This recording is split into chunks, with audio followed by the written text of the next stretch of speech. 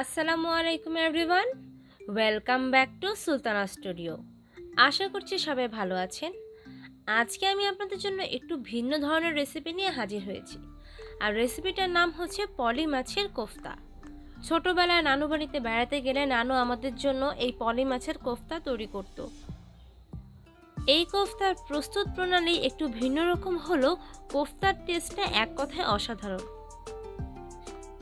আশা করছি রেসিপিটা আপনাদের কাছে ভালো লাগবে।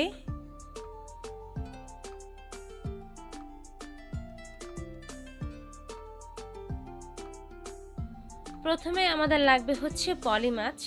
এখানে আমি 1200 গ্রাম পলি মাছ নিয়েছি। দেখুন মাছের সাইজগুলো এরকম মিডিয়াম। সো এবার আমি মাছের মাথাগুলোকে কেটে নেব। মাথা কেটে নেওয়ার পর এবার আমি মাছের পাখনা এবং লেজটাকে কেটে নিচ্ছি।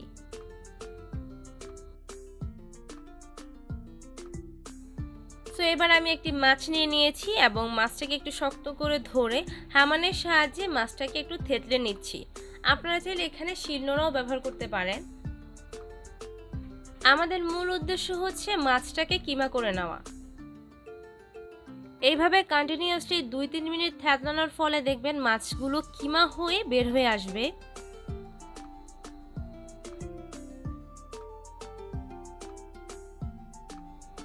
মাছ ভালোমতো কিমা হয়ে যাওয়ার পর এবার আমি আলতো করে স্কিনটাকে আলাদা করে নেব। ভালোভাবে থেতলানোর ফলে মাছের ভেতরটা একদম কিমা হয়ে যাবে আর স্কিনটা মাছের যে কিমা সেটা থেকে সহজেই আলাদা হয়ে যাবে। এবার আমি এই মাছের কিমা থেকে কাঁটাগুলোকে আলাদা করে নেব।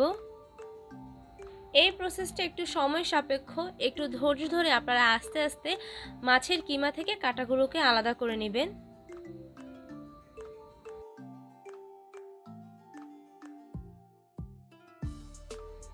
কাঁটা বেছে আমি আলাদা করে নেওয়ার পর কিমাটাকে আমি একটি বাটিতে তুলে নিব। এবার একটি চামচের সাহায্যে স্কিনের মাঝে লেগে থাকা এক্সট্রা কিমাটুকু আমি তুলে নিব। এইভাবে আমি সবগুলো মাছের কিমা এবং স্কিন আলাদা করে নিব। এই হচ্ছে আমার সম্পূর্ণ মাছের কিমা। আমি স্কিন এবং কিমাগুলোকে আলাদা করে নিয়েছি। এবারে কিমাটাকে আমি ম্যারিনেট করব। এর জন্য দিয়ে দিব একদম কুচি করে রাখা পেঁয়াজ হাফ কাপ, দিয়ে দিব 2 টেবিল চামচ কাঁচামরিচ কুচি, 1 টেবিল চামচ রসুন বাটা, 1 টেবিল চামচ আদা বাটা, 1 টেবিল চামচ ধনে জিরে গুঁড়ো, দিয়ে দিব 1 চা চামচ লাল মরিচের গুঁড়ো, 1 চা চামচ গরম মশলা গুঁড়ো, প্রয়োজন মতো লবণ,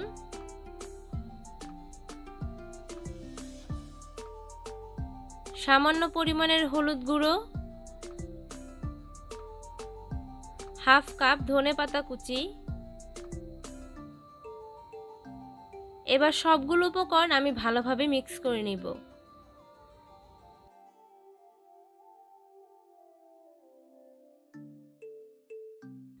কিমা ম্যারিনেট করা হয়ে গিয়েছে। আমার এখানে 7টা মাছ, তাই আমি এই কিমাটাকে 7 ভাগে ভাগ করে নিব।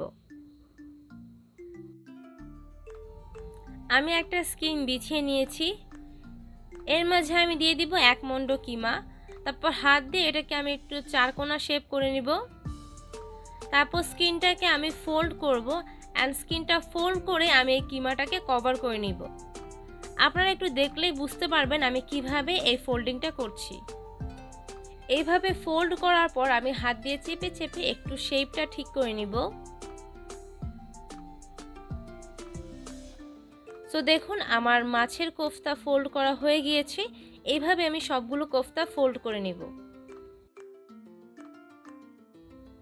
প্যানে আমি সামান্য পরিমাণে তেল দিয়ে দিয়েছি। তেল গরম হলে একে একে এর মাঝে আমি মাছের কোফতা দিয়ে দিব। তারপর মিডিয়াম হিটে উল্টে পাল্টে মাছের কোফতাগুলোকে আমি ভেজে নেব। এই মাছের কোফতাগুলো ভাজতে আপনাদের 12 থেকে 15 মিনিটের মতো সময় লাগতে পারে। এক পাশ হয়ে গেলে কোফতাগুলোকে আমি উল্টে দিব। এইভাবে 2 থেকে 3 বার উল্টে পাল্টে কোফতাগুলোকে আমি মিডিয়াম হিটে ভেজে নেব। এই কোফতার মাঝে ঢাকনা দেওয়ার প্রয়োজন নেই, ঢাকনা ছাড়া এগুলো এমনিতেই হয়ে যাবে।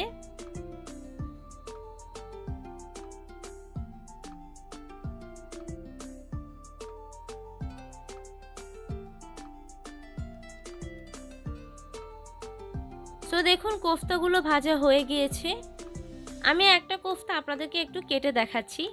এই কোফতাটার বাইরের অংশটা ক্রিস্পি আর ভিতরেরটা অনেক সফট। তৈরি হয়ে গেল মজাদার পলি মাছের কোফতা। আশা করছি রেসিপিটা আপনাদের কাছে ভালো লাগবে। রেসিপি ভালো লাগলে অবশ্যই একটি লাইক দিয়ে দিবেন। রেসিপিটি আপনার ফ্রেন্ডস আর ফ্যামিলির কাছেও শেয়ার করতে পারেন।